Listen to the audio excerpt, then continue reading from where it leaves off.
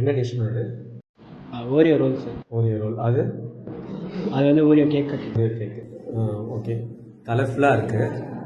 இதில் எது main dish? அந்த லெஃப்ட் சைடு இதுதான். இது என்ன என்ன பண்ணியிருக்கீங்க சொல்லுங்கள். ஃபஸ்ட்டு ஓரியோ கட் பண்ணி க்ரீமை மட்டும் தனியாக எடுத்தோம் சார். அப்புறம் அந்த பிஸ்கெட்டை வந்து அரைச்சி டஸ்ட் ஆகிட்டோம். அப்புறம் வந்து அதை வந்து திரும்ப அதில் பால் போட்டு திரும்ப மிக்சியில் அரைச்சி ரோல் மாதிரி ஆக்கி அதை ஃப்ளாட்டன் பண்ணி திரும்ப வந்து அதை ரோல் பண்ணி அது மேலே க்ரீமை அப்ளை பண்ணி கட் பண்ணி வச்சிட்டோம் சார். ஓகே, டேஸ்ட் பண்ணிடலாம்.